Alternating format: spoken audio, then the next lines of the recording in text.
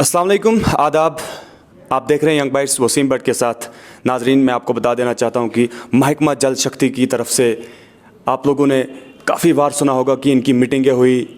Administration के अगर हम एडमिनिस्ट्रेशन की बात करें तो इनके सारे मसला मसाइल जितने भी है वो एडमिनिस्ट्रेशन की नोटिस में आ चुकी हैं। अगर लेफ्टिनेंट गवर्नर की बात करें तो काफ़ी बार मुझे लगता है कि 10 से ज़ायद से स्टेटमेंट मैंने ही कवर की है। लेकिन आज फिर से इनकी एक मीटिंग हुई है और इनसे जानते हैं कि आज की मीटिंग में क्या खास हुआ, क्यों फिर से इनकी मीटिंग हुई, और अगर हम बात करें तो इतने सारी मीटिंगें करने के बावजूद भी इनकी सुनवाई क्यों नहीं होती है। बहरहाल हमारे साथ इस वक्त बात करने के लिए मौजूद है जॉइंट फ्रंट के एसोसिएशन PHE के जो जॉइंट फ्रंट एसोसिएशन है, प्रेसिडेंट बिहारी लाल जी। इनसे बात करते हैं। बिहारी लाल जी, आप बताइए, 10 से ज़ायद आपने यहाँ पे मीटिंगें की और आपने जो है ज़िला एडमिनिस्ट्रेशन की नोटिस में भी वो अपने सारे मसलों मसाइल रखे, क्या हुआ?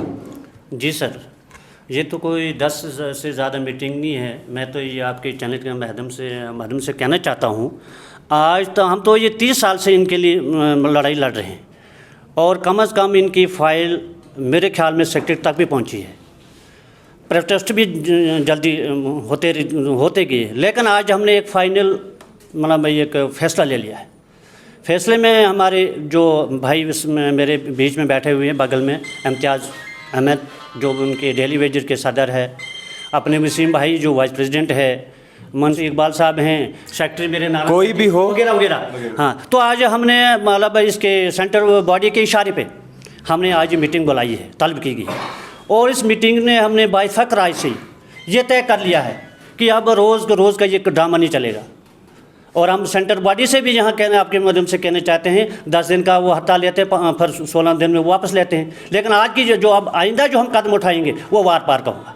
अगर देखा जाए तो काम छोड़ हड़ताल आपने काफ़ी बार की है, लोगों को उससे भी बहुत ज़्यादा परेशानी तो आती है और आ भी चुकी है, लेकिन वो सब करने के बावजूद भी नहीं हो रही है, तो क्या कहना चाहेंगे? देखो सर, मैं फिर आपके चैनल के माध्यम से माननीय प्रधानमंत्री जी को, LG को, जो UT के LG हैं, उनको ये गुजारिश करना चाहता हूँ कि बार बार लोग सफ़र न करें। पहले भी हमारी हड़तालें रही, लोगों ने बहुत सफ़र किया और डिपार्टमेंट और हमारे बीच में, लोगों के बीच में ये जो थोड़ा तालमेल जो है ये बिगड़ रहा है, मतलब बिगड़ रहा है।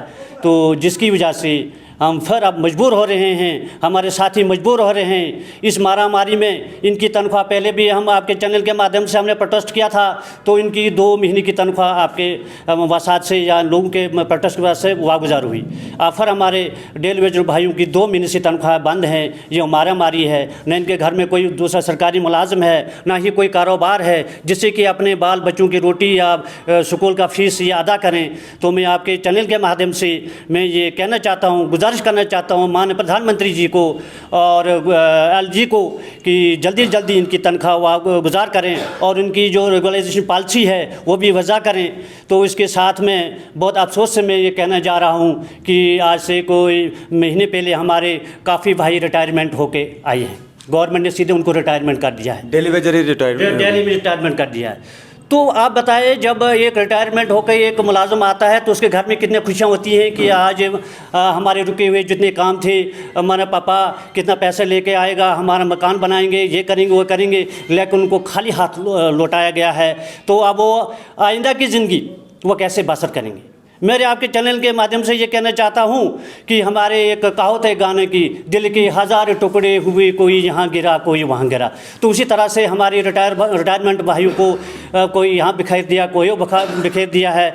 आगे बुढ़ापे के दिन वो कैसे अपने बुढ़ापे के दिन वो कैसे गुजारेंगे? तो मेरा माननीय प्रधानमंत्री जी से ये गुजारिश है और LG से गुजारिश है, कम से कम अपने बुढ़ापे के सहारे के लिए उनके हक़ में 5-5 लाख रुपया हुआ गुजार किया जाए। आप परमिट एसोसिएशन के जो अपने PHE परमिट जो आपकी कुछ यूनियन है, आप उसके प्रेसिडेंट हैं, तो आपके साथ बैठे डेली वेजर के सदर हैं, तो आप किसके लिए लड़ाई लड़ते हैं? हम तो इन साथियों के लड़ रहे हैं। जो हमारा ऊपर सेंटर बॉडी जो है जॉइंट फ्रंट के तौर से चल रही है, हमें तो सेंटर बॉडी का ये आदेश है। जो आप आगे परमिट एसोसिएशन की क्या डिमांड्स है और डेली वेजरों की क्या डिमांड्स तो हमारी भी हैं, मैं अपनी भी थोड़ी सी इसमें एक डिमांड रखूँगा।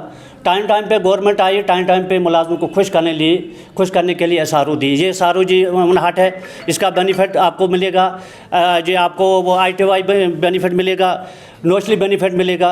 लेकिन एक गवर्नमेंट आती है वो खुश करती है, दूसरी गवर्नमेंट आती है वो रिकवरी करती है। ये भी अफसोस से कहना चाहता हूँ मैं कि ऐसा भी नहीं होना चाहिए कि अब हमारे इसमें भी परमानेंट मुलाजिम से खाली हाथ वापस आए हैं उनको भी रिकवरी होने जा रही है। तो मेरा मानना है, कहना है कि गवर्नमेंट को पहले ही सोचना चाहिए कि ये हक मुलाजिम को नहीं मिलेगा। तो एक गवर्नमेंट मुलाजिम को खुश करने के लिए उसको खुश करती है, दूसरी गवर्नमेंट आती है वो कहती है इसकी रिकवरी करो। अब डेली वेजेस की क्या डिमांड है? अब डेली वेजेस की मेरी डिमांड यह है, माननीय प्रधानमंत्री जी कह रहे थे कि जब भी यूटी वजूद में जम्मू कश्मीर में आएगी तो रोज़गार बढ़ेंगे, मगर अफसोस की बात है कि रोज़गार कहाँ बढ़ रहे हैं, इनको रोज़गार से बेरोज़गार किया जा रहा है। इस दौर में, इस महंगाई के दौर में, इस मारी के दौर में इन मेरे डेली वेजर भाइयों को रोज़गार से बेरोज़गार किया जा रहा है। तो मेरा कहना है कि माननीय प्रधानमंत्री जी से कि जो आपने वादा किया था कि जम्मू कश्मीर में रोज़गार बढ़ेंगे, रोज़गार तो कहाँ बढ़ रहे हैं, ये तो बेरोज़गार की ओर बढ़ रहे हैं। तो मेरा कहना है, गुजारिश है कि जल्दी प्रधानमंत्री जी, गवर्नर साहब इस चीज़ पे, डेली वेजरों पे तवज्जो दें। इनका जो पुराना 30 साल का जो मसला है पुरानी गवर्नमेंट। तो एक सवाल मैं थोड़ा सा हटके करना चाहूँगा, क्या आपको ये मालूम है कि जितने भी आपके डेली वेजेस हैं उसमें लेडीज़ एम्प्लॉयज़ कितनी है? ये मैं डिस्ट्रिक्ट की बात करूँगा, वो कोई 300-400 के आसपास हैं। और एचआर में कितने हैं? एचआर नहीं बोलते हम इसको, डायरेक्ट डेली वेजर, हम डेली वेजर मानते हैं, एचआर मानते हैं। लफ्ज़ एचआर क्या है? ये 1947 में था। मैं आज के इनका क्या? आज तो डेली वेजर आर्डर्स हैं, डेली वेजर पे तनख्वाह ले रहे हैं, डेली वेजर हकूक़ हैं। तो अब मैं ये एक मिसाल दे दूँगा, जब एक डिपार्टमेंट के अधीन के अंदर ये काम कर रहे हैं, वही रेंज इनके हाथ में, वही लोगों के पब्लिक के सामने भी इनका आमना सामना है, तो वो डिपार्टमेंट या गवर्नमेंट कैसे मानने से इनकार करती है कि डेली वेजर नहीं है, ये मुलाजिम नहीं है। जो मेरा सवाल आपसे है कि आप जॉइंट फ्रंट एसोसिएशन चला रहे हैं, आप डेली वेजर्स को भी चला रहे हैं, आप परमानेंट को भी चला रहे हैं, लेकिन क्या आपको मालूम है कि एचआर क्या है? आप थोड़ा सा बताएंगे कि एचआर क्या है और एचआर में कितनी लेडीज़ एम्प्लॉयज़ है? क्या वो उनकी प्लेस ऑफ पोस्टिंग कहाँ, क्या वो ड्यूटी जाती, क्या आपको इतना पता है? ठीक है, एचआर लफ्ज़ ये हैंड रसीद होता था, ये एक ऐसा तनख्वाह बनती थी, उसका नाम था कि वो मतलब किसी खाते से तनख्वाह दी जाती थी, वहाँ से इनको शिफ्ट करके डेली वेजर किया गया है, डेली रेटेड किया गया है। अब डेली रेटेड का जो है इसका हेड बना होता है, इनको डायरेक्ट हेड से तनख्वाह आती है। जो एचआर होती थी वो कामों से इनको तनख्वाह दी जाती है। अगर आज उससे काम लिया है, कहीं फंड्स आ जाती थी डिवीजनों में, उससे वो फंड्स पे मतलब उसका कोई रिकॉर्ड नहीं होता, सिर्फ ये रिकॉर्ड होता है इसने काम किया, जिस दिन को काम किया इसको हमने पैसा दिया। तो दैट मीन यही होता है कि एचआर अलग है और ये सिस्टम जो डेली रेटेड वर्क है इसका बाज़ाब्ता गवर्नमेंट का खाता है, बाज़ाब्ता इसका हेड बना हुआ है। अब हेड से पूरे इनकी तनख्वाह आ रही है, बाई नेम आ रही है, लेकिन थोड़ा अफसोस कहना हालत हुई है। अभी तक आपने इतनी सारी मीटिंगें की, इस बार भी आप इंटरव्यू में यही लोगों के नोटिस में या एडमिनिस्ट्रेशन के नोटिस में ये बातें लाने चाहते हैं, अपने मसले जो है रखना चाहते हैं। अगर इस बार भी आपकी ये जो उठाया गया स्टेप है आपकी तरफ से, अगर नहीं इसको गौर किया जाता है तो क्या करेंगे आप? सर ये तो अब डेली वेजरों की भाइयों की वार पार की लड़ाई, आखिरी लड़ाई है, वार पार की लड़ाई है। यह मेरा मानना भी है और कहना भी है। ये हमारे सेंट्रल बॉडी से, पूरे यूनिट से, पूरे डिवीजन लेवल से राय लिए क्या करना है हम आगे।